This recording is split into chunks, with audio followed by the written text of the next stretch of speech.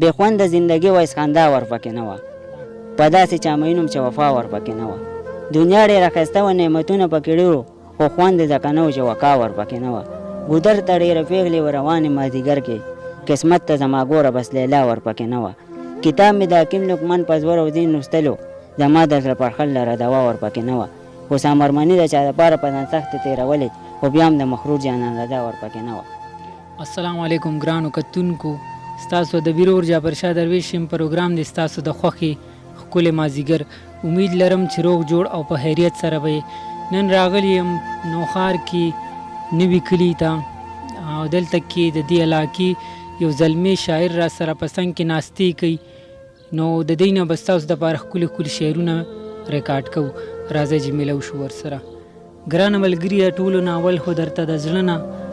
ستړي مه شي او هرکلی وایم. تاسو ډېره مهرباني چې تاسو یو نه تکلیف وکړو او موږ ته مو ټایم راکړو او موږ ته دې ځای ته راغی. زه ستاسو په دې ډېر شکرګزار یم. حاجي کتونکي مو ګوري چې کوم نوي ملګري دي خپله پېژنګلو ورسره وکړي. زه خو بس د نوښار د نوي کلي اوسېدونکی یم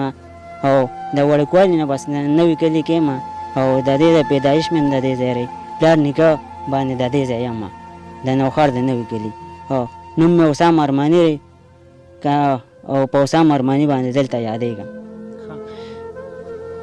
دا راته وایي د شاعرۍ باقي دا غز د کله نه وکړو څومره وخت کېږي چې شاعري کوې؟ زه خو شاعري داسې د 2012 نه کومه خو اوس 2012 کې په دونه نه پوهېدم چې لکه ما چې به یو دوه کړۍ مړۍ ولیکلې نو ما ته خوند من نه راکولو خو چې بیا دا 13-14 چالو شو نو بعد بیا مې ورسره هسې مینه راغله نو بس د هغې نه شاعري کومه دا 13-14 نه. دا راته وایي سکول وایې که نه وایې سبق مو څه ته ورسولو؟ سکول مې اتم کې پرېښی دی. سپارې سبق؟ سپارې سبق مې حفظ مې کړی دی. کتونکي په انتظار دي شعرونه را سره شریک کړي. په جدایۍ کې د جانان نن سبا دا کومه ژوند ته مې ژاړم او مرګ ته مې خندا کوم ما وی بلا مې نشي کلي کې خو سترګې نشي د ځان غم نه کوم د غم مې د لیلا کوم دی وی موږ دواړه په یو بل باندې مین یو که نه مورې کرسي دا جینۍ به خامخا کوم د ارمانونو په جولۍ کې مخ خپل ځان پرېښو د ارمانونو په جولۍ کې مخ خپل ځان پرېښو والله د ډېرو مجبورۍ نه مې جانان پرېښو د یارانې د ماتېدو توپۍ دغه وچې د یارانې د ماتېدو توپۍ دغه وچې زما په غاړه یې ریښې ریښې ګریوان پرېښو هغه په شاړه به اوس څه کوي او څنګه به وي په نیمه لار کې د خپل منزل کاروان پرېښو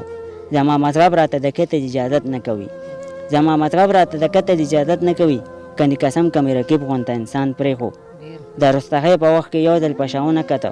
د رسخطۍ په وخت کې یو ځل په شاونه کته او سامرمني په زړه کې بس دغه یو ارمان پرېښو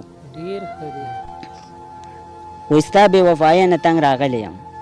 ستا بې وفایۍ نه تنګ راغلی یم ډېرې بې وسۍ نه تنګ راغلی یم ته بې غمه خوب کوې د خان زویه ته بې غمه خوب کوې د خان زویه زه د مزدورۍ نه تنګ راغلی یم مور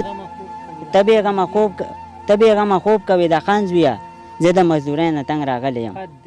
مور ته مې دارو اغستې نه شمه مور ته مې دارو اغستې نه شمه ډېرې بې وسۍ نه تنګ راغلی یم نن یې راته وایي حسام ارماني رور بس ستا د شاعرۍ نه تنګ راغلی یم وایي که را په خوله شوې مرور جانانه کیرم د هر یو سوال ته سر جانانه که را په خوله شوې مرور جانانه کیرم د هر یو سوال ته سر جانانه په دې جزا د مغفرت غواړمه سرخوم ایښې ستا په در جانانه زه حسام ارماني دې په قیمت اخلمه لکه مرجان لکه ګوخر جانانه. ډېر ښه نورم را سره شریک کړي ډېره مزه یې کړې ده. لګېدلی یم په غشو د بڼو سته زخمي شوي مې دڼګې د په کتو سته